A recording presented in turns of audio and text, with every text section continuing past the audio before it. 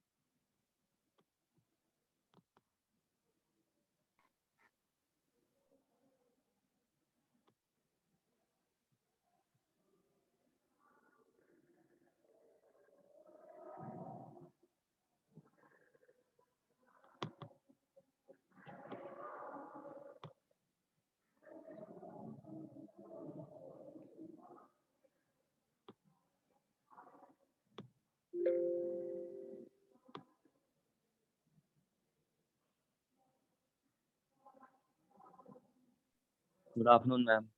Very good afternoon.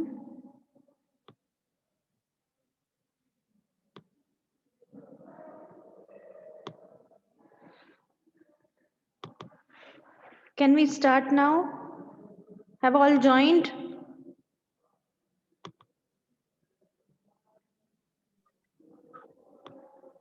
Ma'am अभी तो सारे नहीं हुए बट मैम फिर भी हो गए। मैम आप स्टार्ट कर दो आप। ओके। बाकियों को बोलो जल्दी ज्वाइन करें।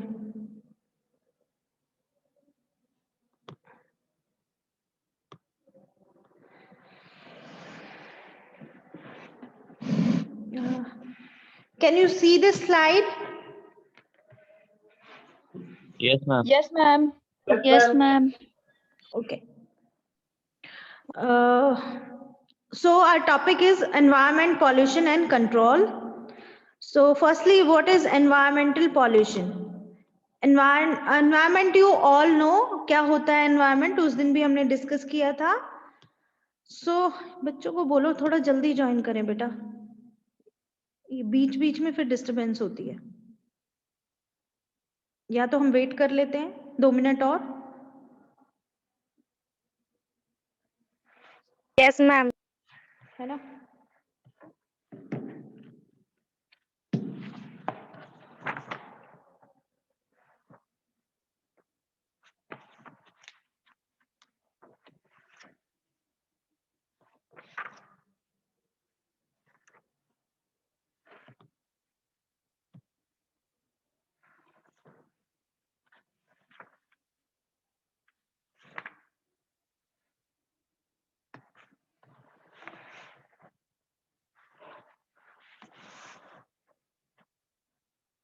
Who has left?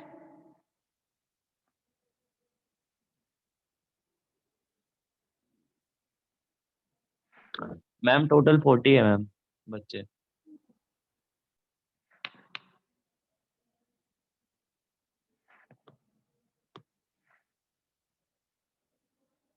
Ma'am morning में 35 के अराउंड थे.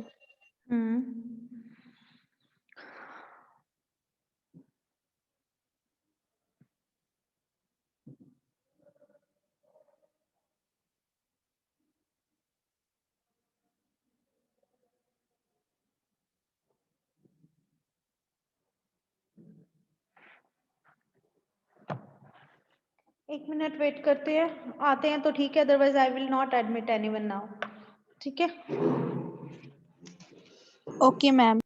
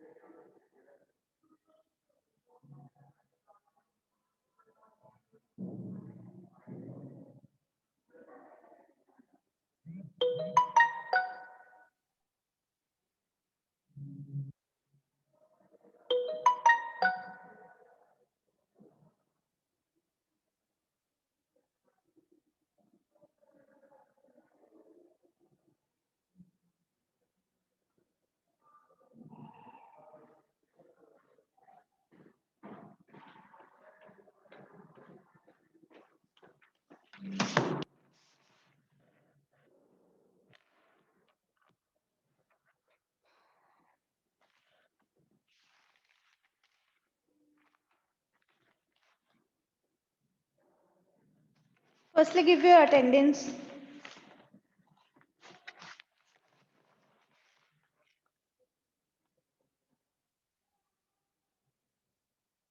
Adarsh, Yes, ma'am. Akanksha, Present, ma'am. Aanchal, Present, ma'am. Anjali,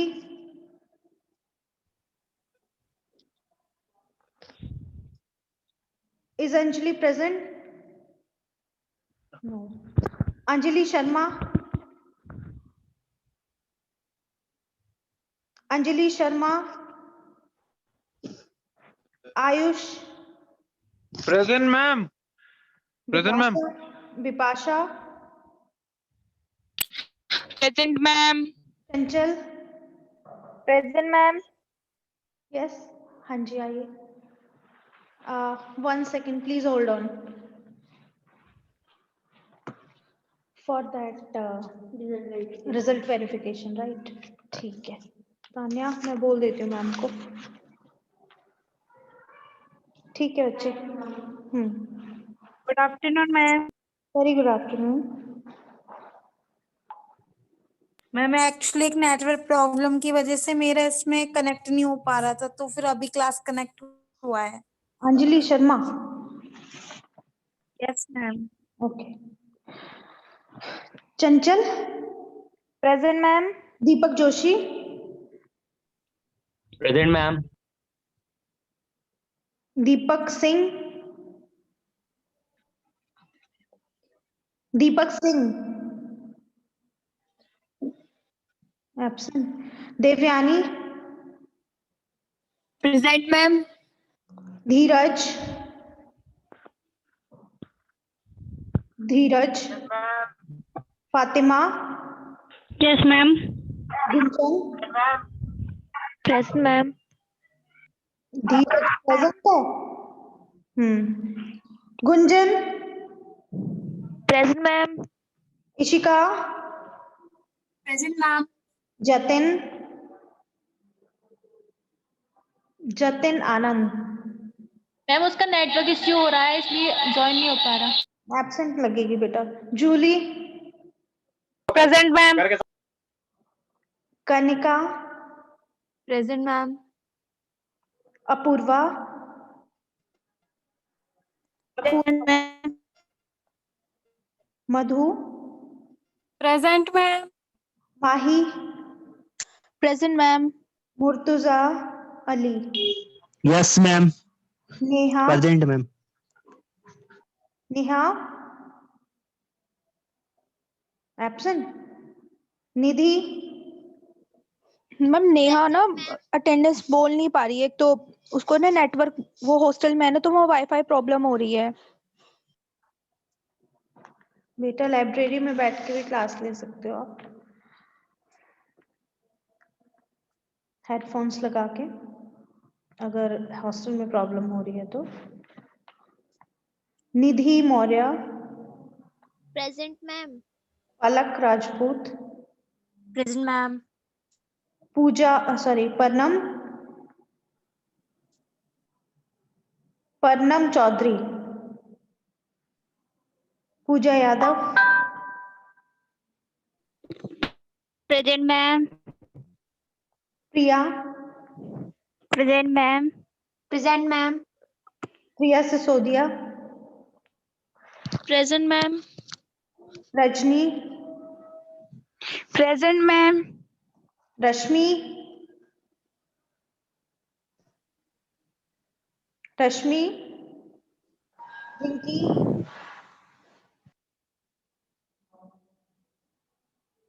Rinki,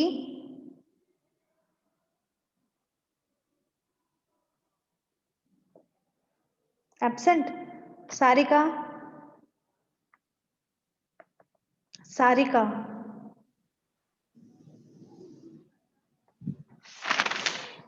सहज, present ma'am. Shaili, present ma'am. Shivani Yadav, present ma'am. Suman Yadav,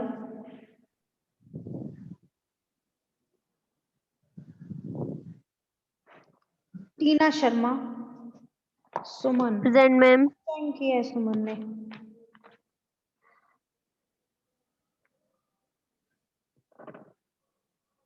Veeru, ma'am Yogita. Tina Sharma present.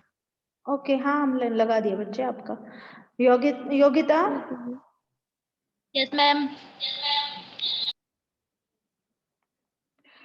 Suman Yadav, has she joined? हाँ ma'am. Hello ma'am. Ma'am I am Neha Rajula. Ma'am I am present. Okay इसकी वजह से नहीं join हो रहा था बार बार। okay, so let's start with the environmental pollution.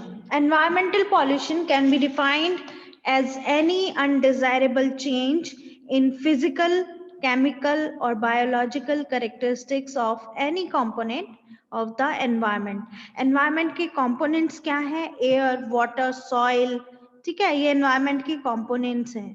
तो इनमें किसी भी तरीके का कोई भी चेंज आता है अनडिजायरेबल, चाहे उसके फिजिकल कैरेक्टरिस्टिक्स में आए, एयर के फिजिकल, केमिकल या बायोलॉजिकल, ऐसे ही वाटर के फिजिकल, केमिकल या बायोलॉजिकल कैरेक्टरिस्टिक्स, सॉइल के फिजिकल, केमिकल या बायोलॉजिकल कैरेक्टरिस्टिक्स में कोई भी अनडिजायरेबल चेंज आता है, that is called as environmental pollution. अब फिजिकल कैरेक्टरिस्टिक्स, केमिकल कैरेक्टरिस्टिक्स और बायोलॉजिकल कैरेक्टरिस्टिक्स होते क्या हैं? फॉर एग्जाम्पल वाटर का जो फिजिकल कैरेक्टरिस्टिक्स है उसमें आता है वाटर का कलर हो गया, टेस्ट हो गया, ऑर्डर हो गया, टेम्परेचर हो गया, ये सारे आते हैं वाटर के फिजिकल कैरेक्टरिस्टिक्स में। और उसके केमिकल कैरेक्टरिस्टिक्स में कि भाई वो किन किन जिन जिन चीजों से मिलके बना है तो उसमें कुछ ऑल्टरेशन आ जाए। तो chemical characteristics means like pH value. PH value पढ़ी है ना बायोलॉजी में? पीएच वैल्यू पढ़ी है, केमिस्ट्री में पीएच वैल्यू पढ़ी है आप लोगों ने? क्या होती है वाटर की पीएच वैल्यू? क्या होती है? Can anyone tell? Ma'am 7। Ma'am Seven. Neutral 7 neutral. Neutral होती है। Ideally it must be 7, but जब भी हम कोई ऐसी चीज बताते हैं हम हमेशा रेंज में बताते हैं, ठीक है? रेंज में क्यों बताते हैं? क्योंकि आपने देखा होगा कई जगह खारा पानी मिलता है, ठीक है, तो कई जगह एसिडिक वाटर भी मिलता है। तो जो रेंज है हमारी वाटर की पीएच वैल्यू की, दैट इज 6.6 टू 7.4, ठीक है? तो इस तरह से जो है हमारी रेंज है। तो ये सारा केमिकल कैरेक्टरिस्टिक्स में आता है वाटर का। उसका हार्डनेस ऑफ वाटर हो गया। हाँ जी, is there any doubt? 6.6। Hello, yes, जो आपने 6.6772 वैल्यू बताई थी वो खारे पानी की है नो, या फिर नॉर्मली जो हम पीते हैं? जो हम हेलो? नॉर्मली पीते हैं दैट इज 7, ठीक है? हाँ, ये तो बिल्कुल होती सही है। जो पीएच होती है, जो आइडियली होनी चाहिए, ठीक है? अब खारा पानी अगर होगा तो क्या होगा? वो किसकी तरफ जाएगा? बढ़ेगी पीएच या कम होगी? आप बताइए।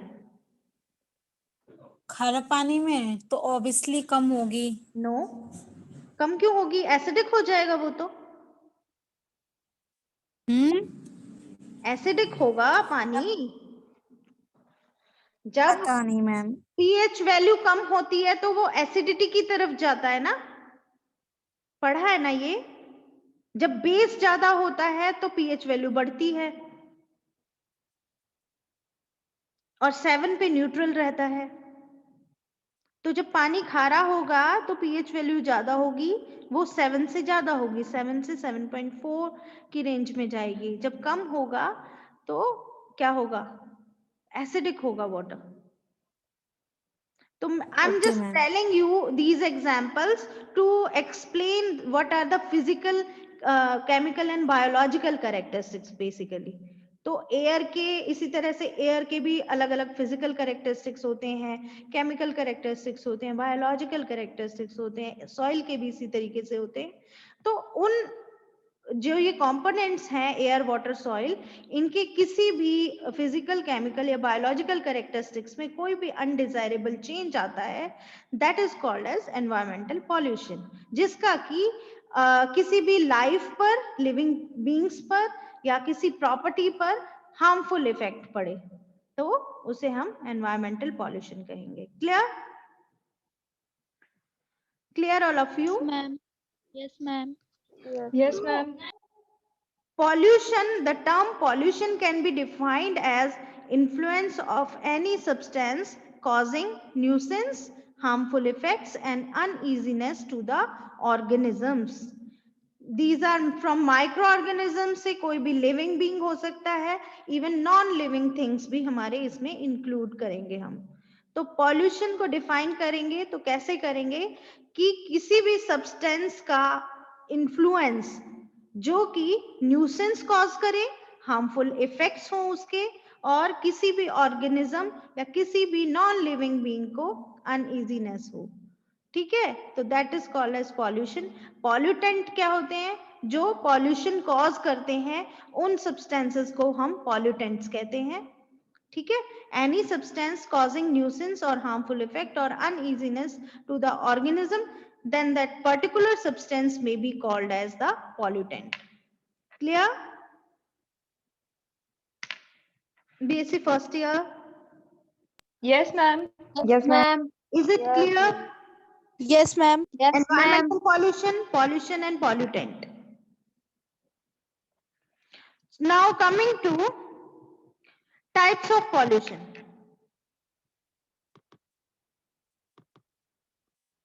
So types of pollution कितने types के होते हैं? Basically हम 3 types के pollution पढ़ते हैं, उसके अलावा भी हम noise pollution और radioactive pollution भी हम पढ़ते हैं।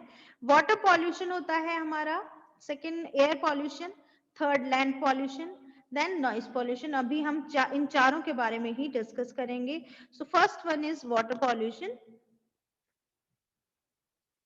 Water pollution can be defined as alteration in physical, chemical or biological characteristics of water through natural or human activities and making it unsuitable for its designated use.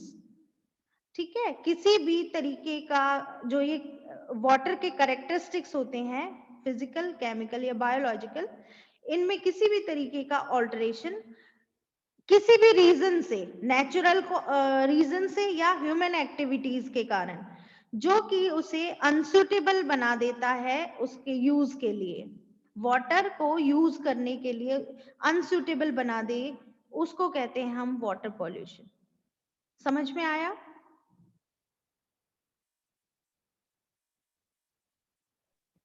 Yes, ma'am. Yes, ma'am. Yes, ma'am. Okay. So fresh water present on the earth's surface is put to many uses.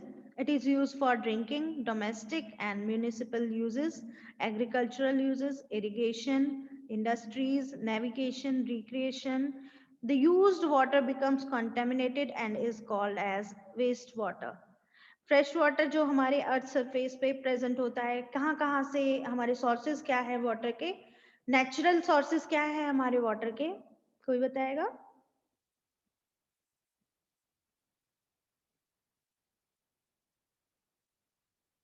Yes. Glacier, oceans, Rivers.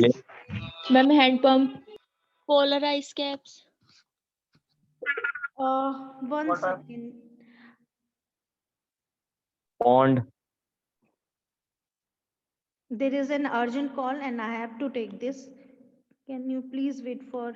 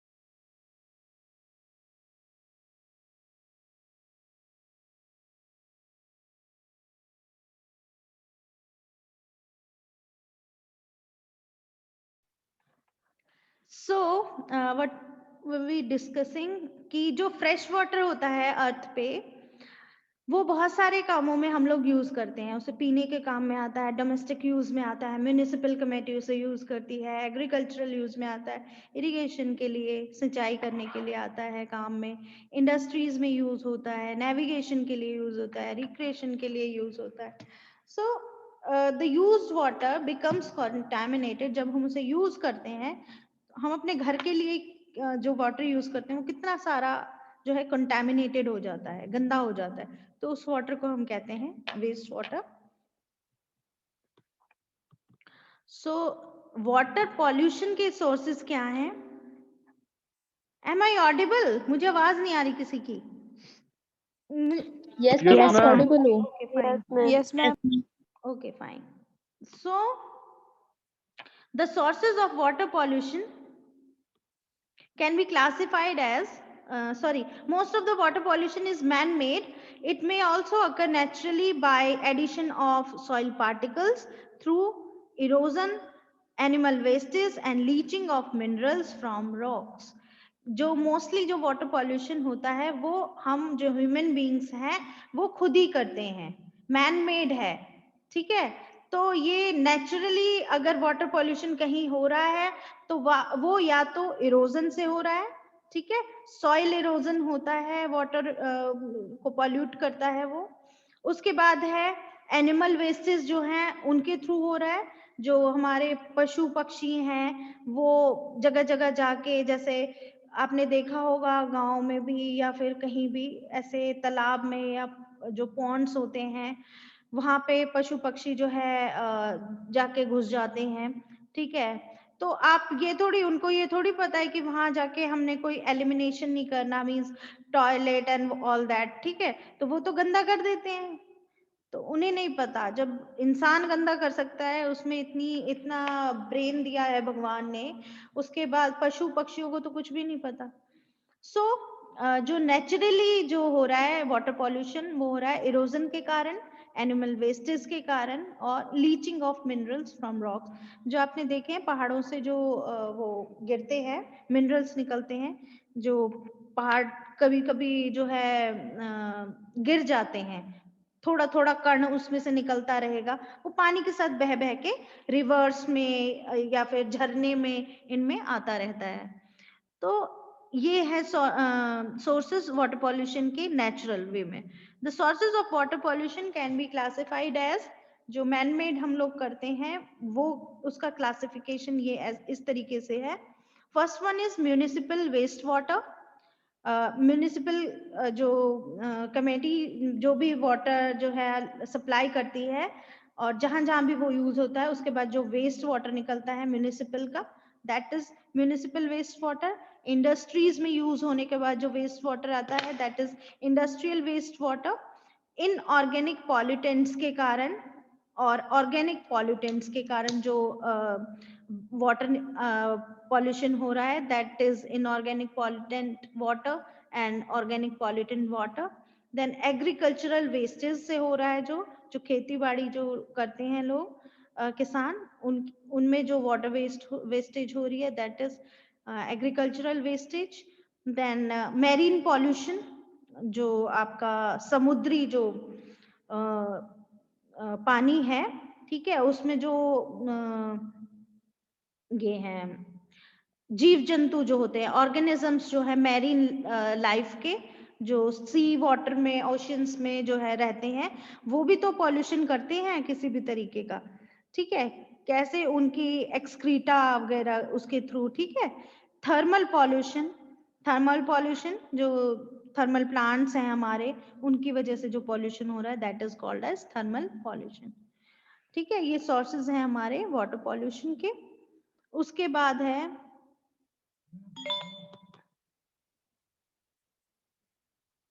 The industrial waste.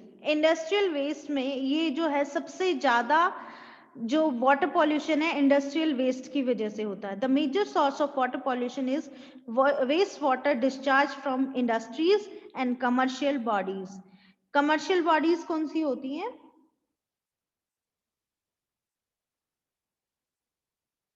व्यावसायिक जो व्यवसाय करते हैं, जो business वाली जो bodies होती है, ऑर्गेनाइजेशंस होती हैं, ठीक है। These industries are chemical, metallurgical, food processing industries, textile industries, paper industries, ये जो जितनी भी इंडस्ट्रीज हैं इनसे वाटर वेस्ट पॉल्यूशन बहुत ज्यादा होता है। केमिकल इंडस्ट्रीज होगी, मेटलर्जिकल इंडस्ट्रीज होगी, कोई स्टील का प्लांट है ना, मेटल्स से जो डील करते हैं। उसके बाद है फूड प्रोसेसिंग इंडस्ट्रीज होगी हमारी, टेक्सटाइल कपड़ों वाली जो हो गई, पेपर इंडस्ट्री हो गई, तो ये सारी इंडस्ट्रीज वाटर पॉल्यूशन करती हैं। They discharge several organic and inorganic pollutants, वो बहुत सारे ऑर्गेनिक और इनऑर्गेनिक पॉल्यूटेंट्स डिस्चार्ज करते हैं अपनी वेस्ट प्रोडक्ट्स में, और वो पानी में बह के जाता है, नदी में बहा देते हैं उसको, उसकी वजह से वाटर पॉल्यूशन होता है। That prove highly toxic to living beings, जितने भी लिविंग बींग्स है, चाहे वो नदी के कोई ऑर्गेनिजम्स हैं, लिविंग बींग्स हैं, चाहे कोई वो उस पानी को पी रहा है, ठीक है, उसके पेट में भी वो केमिकल सब्सटेंसेस जा रहे हैं, harmful organic and inorganic pollutants जा रहे हैं। तो किसी भी तरीके से जो इंडस्ट्रीज से वेस्ट निकल रहा है वो पानी में जाके मिक्स हो रहा है, उस पानी को हम लोग पीते हैं, जो जानवर पीते हैं, और जो नदी में या समुद्र में या कहीं भी जहां भी वो पानी जा रहा है वहां पे रहने वाले जीव जंतु, ठीक है, जो लिविंग बींग्स हैं, मछली हुई, ये सारी चीजें, तो वो कंज्यूम कर रहे हैं उस पानी को, और इस वजह से वो हमारे लिए हाईली टॉक्सिक होता है। सो इंडस्ट्रियल वेस्ट के बाद हम आते हैं इनऑर्गेनिक पॉल्यूटेंट्स। क्या होते हैं inorganic pollutants? They include fine particles of different metals, chlorides, sulphates, oxides of iron, cadmium, acids and alkalis. ये सारे आप पढ़ के आए हो केमिस्ट्री में, ये सारे वर्ड्स आपके पढ़े हुए हैं। इनऑर्गेनिक सब्सटेंसेस जो होते हैं हमारे, ठीक है, डिफरेंट मेटल्स हो गए, क्लोराइड्स हो गए, सल्फेट्स हो गए, ऑक्साइड्स ऑफ आयरन हो गए, कैडमियम, एसिड्स एंड एल्कलीज हो गए, ये सारी चीजें इनऑर्गेनिक पॉल्यूटेंट्स में आती हैं जो कि हमारे इंडस्ट्रियल वेस्ट में निकलती हैं। उसके बाद ऑर्गेनिक पॉल्यूटेंट्स में हमारे ऑयल्स हो गए, फैट हो गए, फिनॉल्स, ऑर्गेनिक एसिड्स, ग्रीस, ये सारे हमारे ऑर्गेनिक पॉल्यूटेंट्स हो गए, ये भी हमारे इंडस्ट्रियल वेस्ट का ही पार्ट होते हैं। उसके बाद आते हैं हमारे एग्रीकल्चरल वेस्ट। एग्रीकल्चरल वेस्ट में आते हैं हमारे केमिकल फर्टिलाइजर्स जो यूज करते हैं फार्मर्स, पेस्टिसाइड्स यूज करते हैं। ये वैसे तो बहुत असेंशियल है हमारे हाई यील्डिंग क्रॉप्स के लिए, ठीक है, हमारी जो क्रॉप्स हैं उसकी पैदावार ज्यादा हो, हाई यील्डिंग क्रॉप्स जो हो हमारी, तो उसके लिए जरूरी है केमिकल फर्टिलाइजर और pesticides, but they become a potential of water pollution, ठीक है, वो इनसे जो है वाटर पॉल्यूशन भी बहुत ज्यादा होता है। These fertilizers contain major plants nutrients, mainly nitrogen, phosphorus and potassium। इनमें जो है जो फर्टिलाइजर्स ये यूज करते हैं इसमें नाइट्रोजन, फास्फोरस और पोटेशियम होती है। Excess fertilizer may reach the groundwater by leaching or may be mixed with surface water of rivers, lakes and ponds by runoff and drainage। ठीक है, किस तरीके से वाटर पॉल्यूशन होता है इन फर्टिलाइजर्स के थ्रू? जब इन फर्टिलाइजर्स को, इन खाद को आप पेड़ पौधों में लगाते हो तो वो पानी के साथ जो है जड़ों के साथ मिक्स होके नीचे ग्राउंड वाटर तक चला जाता है, तो ग्राउंड वाटर उससे पॉल्यूटेड हो जाता है। और दूसरा क्या है पॉल्यूशन का तरीका कि वो या तो बह जाता है पानी किसी रिवर में, लेक में या पॉन्ड में, या ड्रेनेज के थ्रू कहीं चला जाता है, तो वो फर्टिलाइजर्स के जो भी पॉल्यूटेंट्स हैं वो दूसरे जो पानी है पॉन्ड का, रिवर का, लेक का या ड्रेनेज का, वो वहां पे उसको भी पॉल्यूट कर देता है, ठीक है। उसके बाद है marine pollution. Marine pollution, ocean are the final sink of all natural and man-made pollutants। Ultimately जितना भी पानी जहां कहीं से भी जा रहा है वो सारा ओशियन में जाके मिलता है, चाहे वो नेचुरल पॉल्यूटेंट हो उसमें, चाहे मैन मेड पॉल्यूटेंट हो। Rivers discharge there pollutants into sea. ठीक है. तो the sewage and garbage of coastal cities are also dumped into the sea. The other sources include discharge of oils, grease, detergents and radioactive wastes from ships. ठीक है, जो ship होती है हमारी, जो सी जो ओशंस में चलती हैं, वो भी जो भी ऑयल्स हैं उनके, ग्रीस है, डिटर्जेंट है, रेडियोएक्टिव वेस्ट है, वो सारा शिप्स का समुद्र में जाके मिलता है. इसके अलावा सीवेज और गार्बेज जो कोस्टल सिटीज हैं, जैसे हमारा मुंबई हो गई, गोवा हो गया, जिनके आसपास समुद्र का किनारा होता है, ठीक है, जो कोस्टल सिटीज हैं, उनका भी जो सीवेज और गार्बेज जितना भी वेस्ट प्रोडक्ट है वो समुद्र में डंप किया जाता है. So this is also the reason of water pollution. Then thermal pollution. Thermal pollution of water is caused by the rise in temperature of water. The main source of thermal pollution are the thermal and nuclear power plants. The power generating plants use water as coolants and release hot water into the original source. Sudden rise in temperature kills fish and other aquatic animals. जो इतने भी हमारे nuclear power plants हैं या thermal power plants हैं, उनमें ये चीजें होती हैं कि जो पावर जनरेट की जाती है उनसे, चाहे वो न्यूक्लियर पावर है, चाहे वो थर्मल पावर है, इलेक्ट्रिसिटी है, ठीक है, जब हम पावर जनरेट करते हैं तो पानी को एज अ कूलेंट हम यूज करते हैं, और जो हॉट वाटर जो उसमें से निकलता है उसको हम उसके ओरिजिनल सोर्स, चाहे वो किसी समुद्र से लिया गया पानी है या फिर कोई रिवर से लिया गया पानी है, हम उसके ओरिजिनल वाटर सोर्स को वापस फेंक देते हैं उसमें. तो क्या होता क्या है कि एकदम से उसमें उस गर्म पानी की वजह से उसका टेम्परेचर इंक्रीज हो जाता है, राइज हो जाता है, जिससे कि जो फिश है या दूसरे कोई एक्वेटिक एनिमल्स हैं उन वो मर जाते हैं. Sudden rise in temperature of water in the sea or river or anything else that is used for thermal and nuclear power plant, तो उसकी वजह से उनकी लाइफ डेंजर में आ जाती है. और this is also a reason of water pollution, thermal pollution. ठीक है. So this is all about today. Tomorrow class नहीं है, सैटरडे मैं क्लास लूंगी, तो Saturday we will continue this topic with air pollution. Okay. Yes, ma'am. Yes, ma'am. Thank you, Yes, ma'am. ma'am. Thank you so much. Thank you, Thank ma'am. you, ma'am. Thank you, ma'am. Thank you, ma'am.